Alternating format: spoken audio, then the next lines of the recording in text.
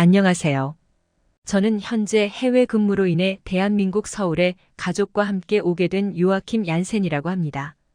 대학을 졸업하고 취직하자마자 결혼한 저희 부부는 첫째 이후 오랫동안 둘째가 없었습니다. 와이프는 어린 나이에 결혼하고 임신했음에도 불구하고 원인을 알 수 없는 이유로 둘째 불임 문제를 겪었습니다. 둘째는 간절히 원함에도 불구하고 오랫동안 아이가 생기지 않아 힘들어하는 와이프에게 저는 꼭 친자식일 필요는 없지 않으냐면서 아이를 입양하자고 제안했습니다. 그렇게 입양하게 된 남자아이가 론이었습니다. 론이는 본디 고아는 아니었지만 부모가 친권을 박탈당한 케이스였습니다. 본디 노르웨이는 아동 관련 법이 엄격하여 부모가 아이를 심하게 때리거나 방치할 경우 바로 양육권을 영구 박탈하고 아동보호시설이나 위탁가정으로 아이를 보내는 나라였습니다. 하지만 이런 나라에서도 양육권이 아닌 친권까지 뺏기는 건 정말 심각한 사안이 아니면 쉽지 않았기에 저 아이가 무척 고생하며 자랐다는 사실을 추측할 수 있었습니다. 론이는 틱 장애를 가지고 있었는데 원래도 틱 장애가 있었지만 아주 어렸을 때는 이 정도로 심하지 않았지만 부모가 아이를 심하게 괴롭히는 바람에 중증으로 발전했다고 했습니다.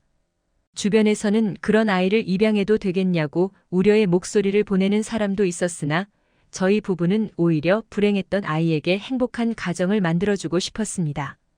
마침 그때쯤이 해외 발령이 났을 때라 론이는 입양하자마자 저희를 따라 중국에서 생활을 시작했습니다. 친딸 사라와 론이 모두 국제학교를 보냈는데 다른 국제학교보다 중국인 비율이 높은 학교였습니다. 외국에서 살다 온 중국인 학생들이 많은 학교였고 또 학교 자체가 돈만 있으면 부유층 중국인 자녀들이 쉽게 입학할 수 있는 곳이었거든요. 지금 생각하면 그렇게 중국인 비율이 높은 학교에 보내는 게 아니었는데 말이죠. 론이는 국제학교에 설치된 유치원에 다니게 됐는데 중국인 아이들에게 심하게 따돌림당했습니다. 틱장애 때문에 아이들이 놀리자 아들은 무척 힘들어하며 고통받았죠. 중국인들 자체가 장애인 같은 약자에 대한 인권의식이 많이 부족한 나라긴 했습니다.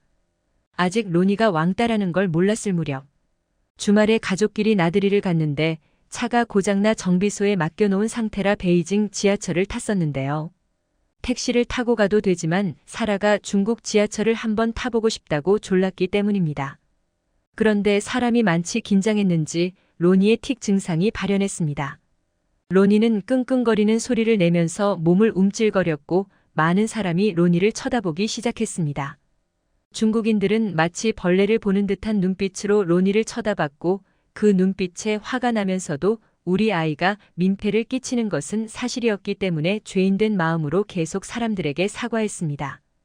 그들은 자기들끼리 수군대거나 짜증을 부리는 말투로 흘겨보곤 했습니다. 그러던 중 20분 뒤 한 역에서 영무원 복장을 한 남자가 기차 안으로 돌아오더니 저희에게 다가오는 것입니다. 서툰 영어와 바디 랭귀지까지 곁들어가며 설명한 그가 저희에게 바라는 것은 이것이었습니다. 손님들이 불편을 호소하면서 신고가 들어왔는데 죄송하지만 다음 정류장에서 내려달라는 것이었습니다. 억울하고 분했지만 중국어도 익숙지 않은 데다가 노려보는 승객들의 시선이 워낙 매서웠기 때문에 현실에 굴복할 수밖에 없었습니다.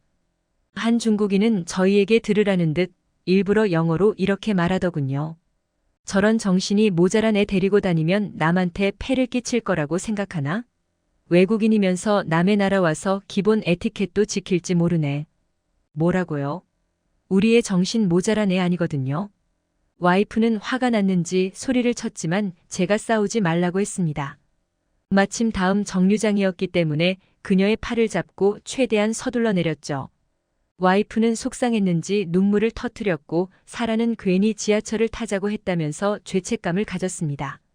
저는 사라의 어깨를 두드려주면서 내 탓이 아니라고 했습니다. 그 뒤에도 저희는 택시나 관광지에서 론이를 고깝게 보는 시선을 느꼈습니다.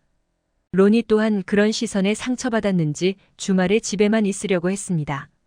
그리고 석 달 뒤 사라를 통해 론이가 학교에서 괴롭힘을 당하고 있다는 사실을 알게 되면서 저희는 중국을 떠야겠다는 생각이 들었습니다. 상대방 학부모의 태도에서 중국인에 대한 환멸감과 증오를 강하게 느꼈죠. 동생을 괴롭히는 아이들과 싸운 사라를 두고 가해자의 아버지는 뻔뻔하게도 저에게 가정교육 똑바로 시켜라. 여자아이가 왜 이렇게 막 되어먹었냐고 공격해왔습니다. 회사에 잘릴 각오를 무릅쓰고 더 이상 이곳에서 살 수 없다고 노르웨이로 돌아가고 싶다고 말했습니다. 하지만 다행히도 회사에서는 로니의 문제에 대해 알고 있었기 때문에 저의 사정을 이해해 주었습니다. 노르웨이에 돌아온 후 로니는 학교에 가지 않고 홈스쿨링을 받았습니다. 고향에 돌아온 후 차츰 로니는 안정을 찾아갔습니다. 한동안 계속 심해졌던 틱장애도 조금씩 개선되고 있었죠. 그렇게 3년의 시간이 흘렀고 다시 한국으로 발령받게 되었습니다.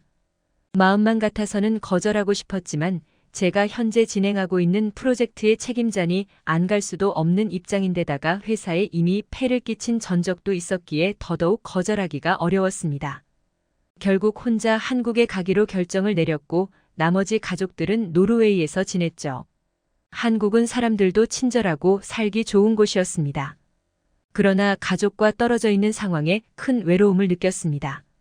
부모님을 일찍 여의고 삼촌네 집에서 자랐던 저는 원래도 어릴 때부터 외로움을 많이 타는 편이었기에 혼자 지내는 삶이 쉽지 않았습니다. 이런 저를 걱정한 와이프는 주말에 아이들을 사라의 외할머니에게 맡기고 한 달에 한 번 정도 저를 보러 왔습니다. 기다리던 아이들의 여름방학이 되자 보고 싶었던 사라와 로니도 저를 보러 왔습니다.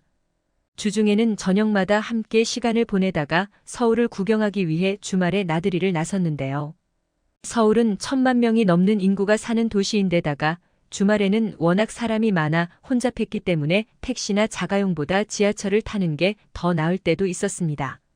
중국에 있을 때는 차를 렌트해서 다녔지만 서울은 워낙 대중교통이 발달해 저도 차 없이 회사에 다니기도 했고요. 그러나 이전에 있었던 경험 때문에 로니를 데리고 지하철을 타는 게 맞는지 몹시 고민되었습니다.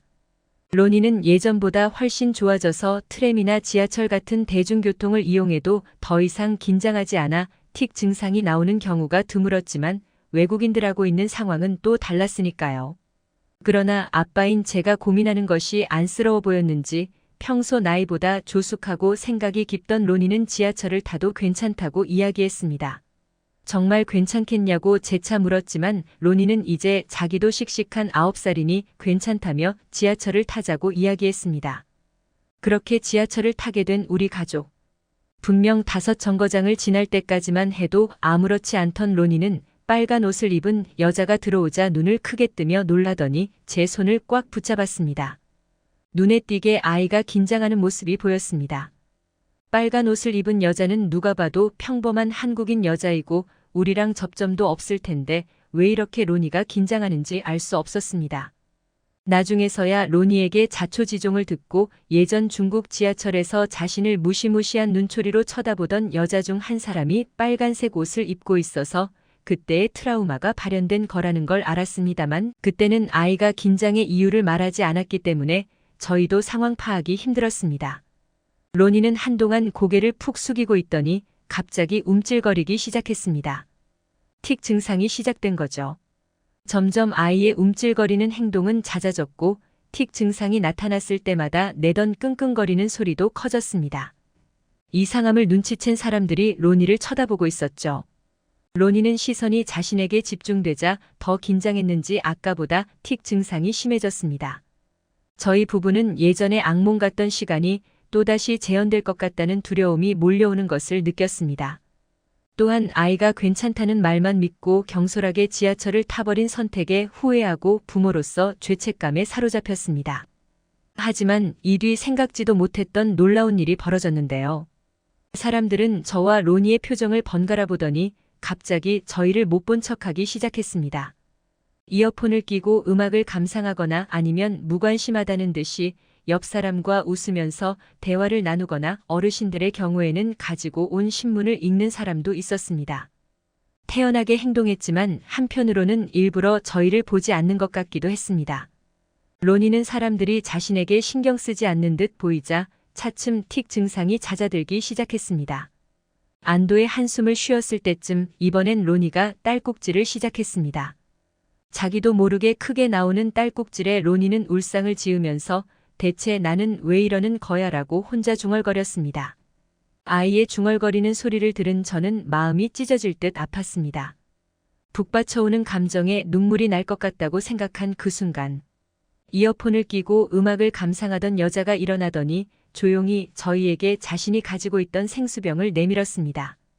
그리고는 영어로 그냥 마시지 말고 코를 막고 마시라고 하세요. 라고 말했습니다.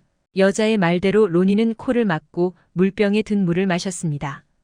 노르웨이인들은 원래도 영어에 능숙한 편인데다가 로니는 국제학교까지 다닌 적이 있으니 그 정도 영어를 알아듣는 건 그리 어려운 일이 아니었죠. 그러자 바로 딸꾹질이 멈췄고 로니는 신기한 듯 여자를 바라보았습니다. 주변에서는 눈을 땡그랗게 뜬 로니를 보며 몇몇 한국인 승객들이 빙그레 미소를 짓고 있었습니다. 아까만 해도 로니의 틱 증상이 나타나도 못 들은 것마냥 굴던 사람들이었습니다. 그제야 중요한 사실을 깨달았습니다. 이 사람들 쳐다보면 로니가 더 신경 쓰고 불안할까봐 일부러 모른 척 해준 거였구나. 제가 글로 설명하니까 잘 안 느껴지겠지만 그 당시 로니의 틱 증상은 심했습니다. 지하철에서만 거의 30분간 틱 증상이 지속되었으니까요. 시끄럽다고 짜증을 내거나 중국인들처럼 신고를 할 수도 있었을 텐데 이 사람들은 일부러 모르는 척 안 보이는 척 했습니다. 로니가 눈치를 보면서 힐끔힐끔 쳐다본다는 것을 알아챘기 때문입니다. 그러나 속으로는 걱정하는 마음으로 저희를 지켜보고 있었기 때문에 아이가 딸꾹질했을 때 도움을 준 것입니다. 한국 사람들의 따뜻한 배려는 저희에게 큰 감동을 주었습니다. 이후에도 방학 내내 한국에서 지내면서 아이가 또다시 비슷한 상황이 발생했지만 한국인 누구도 우리 가족을 비난하거나 신고하지 않았습니다. 아이는 다음 연도 2월 겨울방학 때도 한국에 다시 오고 싶다는 말을 자주 하곤 합니다.